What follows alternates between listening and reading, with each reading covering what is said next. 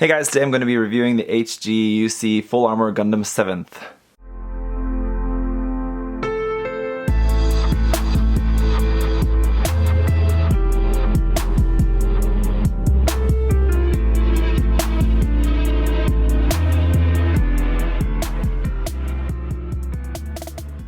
So I gotta say right off the bat, this kit is really nice. I really like this. It's an older kit.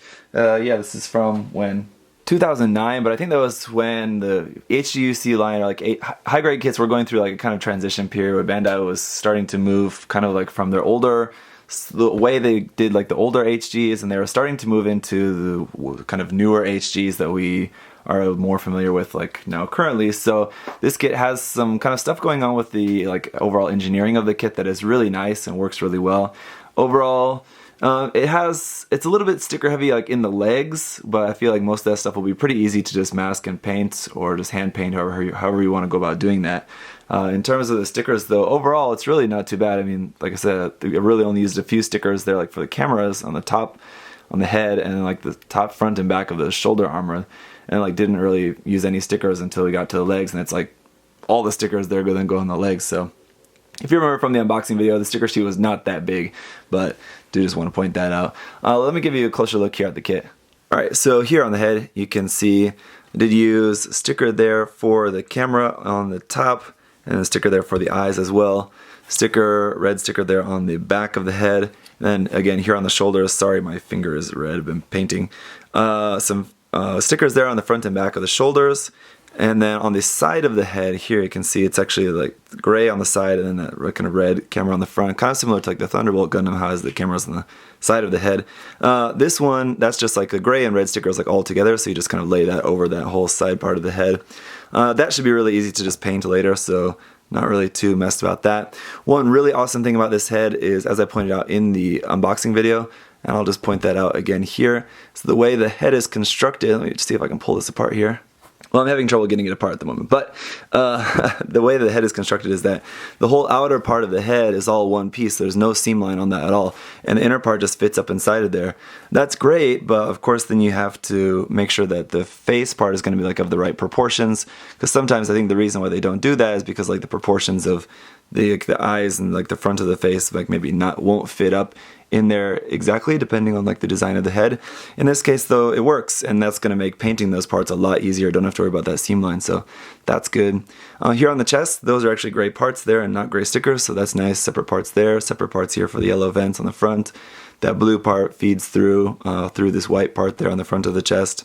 Just want to say I'm not really too big of a fan of this color scheme. I'm definitely looking forward to painting this up in some different colors. But overall, the detail on this is really super nice as well. It's one thing you'll notice as we're going over this is just a lot of really nice detail on this kit as it is. So the shoulder armor, or the shoulder joint, you can see will swing out a little bit forward. Again, this was I don't remember exactly, but this had to have been introduced into the HG kits around this time, so that would have been a pretty new feature when that came out. Then the arm can just go up to there, so not that high, but I think it's okay. Again, then you can just swivel that. Double joint in the elbow, so again, that's a nice feature as well. You can't get like a really full bend of the elbow, but it's more than 90 degrees, so that's nice. At least it is a double joint. And then the wrist, of course, is just on ball joints. Here on the back of the arm, which I believe are missile launchers here, is what this kind of like larger part is on the back of the arm. But unfortunately, this blue part here on the front doesn't actually open up. I think you could easily modify this though. You can see how that just connects onto there. I think you could easily modify that to make this like look opened up like that, and then like you could just cut this part out a little bit and then just add some just ends of some runner. You could just cut the runner, just make like 4 little missiles there stuck in there. I think that would be a pretty easy thing to do, to modify that if you wanted to. I probably won't bother but with mine, but anyway. In the waist section, we do have a little bit of front and back movement here, not really a whole lot, like kind of side to side. It's just kind of sitting high up on a ball joint there. So a little bit of movement there, of course rotation. Front skirts are joined, but you can clip those apart to separate them. There is one more sticker in there, in that crotch part, to make up kind of the red and the yellow V in there. Side skirts are a little bit loose actually, they kind of feel like, but it really doesn't seem like too much of a problem.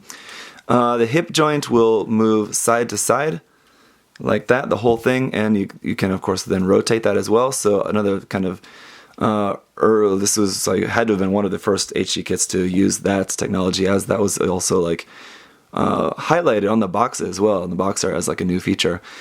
Swivel here at the top of the leg, turning there, and then a nice double joint there at the knee. So just really nice articulation here so far for all of this. And then down at the ankle joint will move actually quite far, side to side as well. Up and down, not quite as much. The back is kind of blocked by this part on the back of the leg.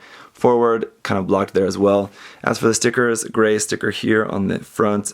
One that goes across the front, one that goes down each side. One little one here, and then one at the top of the knee. This is kind of like the gray and black part is one, and then the yellow circle is another sticker you have to stick on top of that. So it's like a sticker on a sticker. Kind of doesn't really make sense why they wouldn't have just made that kind of yellow ring, the yellow circle as a part of that just one sticker. I don't know, but anyway, that's how that goes together. So overall, the articulation is really nice. Go here to the backpack. The beam saber handles feel quite loose in here, so I would definitely recommend just gluing those in place. Hey, if you're painting that, and if you're sure you're not ever going to use them, just glue those in to make sure they don't fall out. This thing here, I was checking the manual and checking the Wikipedia page as well to try to figure out what this was. I believe this is the multi-tube like missile launcher here as well, like micro missile launcher there.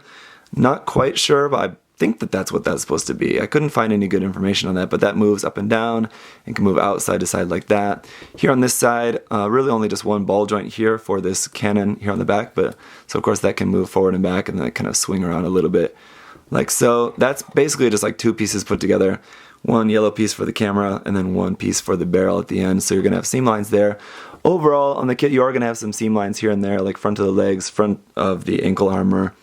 And then I think like on top of the shoulders, this is a separate piece here for the white part on the top, so that's nice. Again, on some other kits that probably would have been a sticker or something. So it does have a few seam lines, though overall I think it's really, really quite good in terms of just what has been engineered into the construction of this kit.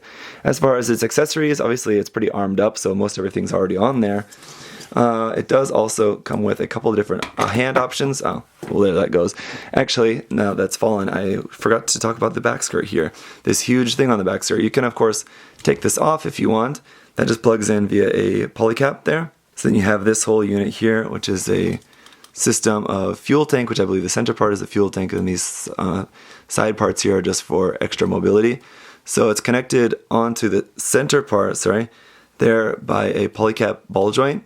And then the outer one is just will just kind of rotate on that, so you can actually move these quite a bit if you wanted to move those in a different way. I think that the way that they're supposed to look is just kind of all lined up, just kind of looks the best, and probably just best just keep it like that. But you can move those around a bit if you want. And again, you could always just take this and give it to another kit if you want. The whole thing can move up and down a little bit as well, like so.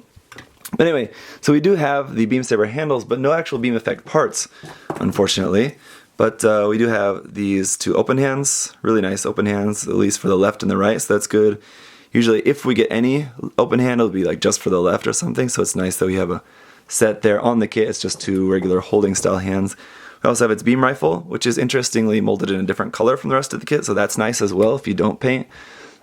It's nice that the rifle will kind of stick out. This is in a lighter, like warmer gray color. Yellow piece for the camera of this as well. Obviously a seam line for that, but that's to be expected. The secondary handle will move up and down. The main handle just fits straight into the hand. Easy, and looks pretty good. Obviously not going to have any weight issues holding that. It doesn't weigh anything. And then we have our shield as well. Shield also pretty nice color separation here.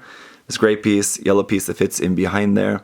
And then the connection part here, this is luckily one of the connection pieces that gives you the option whether you want to attach the shield onto the back of the arm here or onto the side of the arm here. Personally, I like the shield on the side of the arm, so probably whenever I get to painting this, I'll just cut off that connection at the back just to make that easier.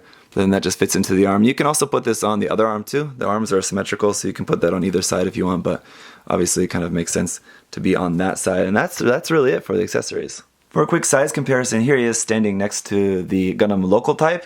And so, I mean, this is technically a full armor design, but it's not really going to be all that much taller. I mean, all that kind of extra armor stuff and armaments does give it a much more bulkier look.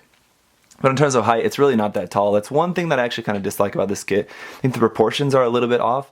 I definitely want to give this kind of the Verka treatment, give it a little bit thicker and longer thighs. I think will probably help definitely a lot to just give this a little bit more of a kind of big Gundam look, I guess you could say.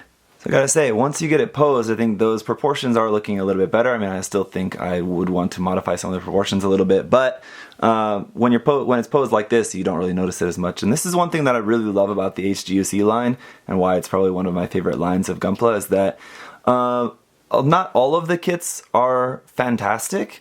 Of course, I mean, that would be pretty much with anything, but you get some kits, and I think there's actually quite a lot of them that are just really, really great. In terms of what they have and what they do. And this kit, I think, like I said, it's from 2009, which we would now consider, I mean, it's 8 years old. It's getting a little bit older in its age. If you actually remember from the unboxing, this came out just right before the Kshatriya, which doesn't really seem like it's that old, but is also quite old as well. But anyway, yeah, I think this should not be overlooked just because it's a little bit of an older kit. It's a really, really nice kit. In terms of negatives of this kit, I mean, it's really pretty standard, high-grade fare. I mean, like, yeah, it has some stickers, it has some seam lines. That's all stuff you would just imagine with pretty much any HG. But a couple of things that I think some people might care about is just the fact that it doesn't come with any effect parts for the beam sabers. It doesn't really bother me that much because I'll probably just have this just holding its rifle and probably would never use them anyway. But if you did have any extra beam saber effect parts from other kits, you can use them with these. These beam sabers do, the handles do come out. They do have the holes in there, so if you have any other 1/144 scale beam saber effect parts, you can use them with this kit. And I'm sure we probably all have extras lying around. Anyway, and the other thing is just that the rifle, when not in use, doesn't have anywhere to plug onto the kit like with a lot of other, especially like ARC-78 style Gundams. You would expect the beam rifle to be able to plug onto the back skirt or something like that. Obviously, in this case, the back skirt is occupied, so you can't really plug that anywhere. I guess you could probably modify that to plug onto like the inside of the shield or something if you could make it fit there. It's also quite large, so I don't know, but I know some people do kind of care about that. For me, in this case, it doesn't bother me at all, but those are just some things to think about, I suppose. So, as you guys can probably tell, I am totally satisfied with this kit. I'm really glad that I finally took the time to snap it up. I've had it for a little while, and I knew this was one that I was probably going to really enjoy because I had really liked what I've seen of this kit. So yeah, I'm glad I finally snapped it up and was able to share this with you guys, because I really, really recommend you guys check out this kit if it's something that you've maybe looked at in the past and thought, oh yeah, I'd like to try that out one day. Hopefully this review helps you get more excited about this kit again and go out and pick one up, because it's only 1,500 yen as well, so it's really quite cheap. I mean, considering that's less than the cost of the high-grade Gundam The Origin Zaku 1 kit, that shark kit that doesn't come with anything. And so, yeah, if you really want a really nice, good, solid HG Gundam kit to check out, definitely maybe take a look at this one. So anyway, thank you guys as always for watching. If you have any other questions or comments about the kit, you know, leave those down below. Happy to try to answer those as best as I can. And I'll see you guys next time. Bye bye.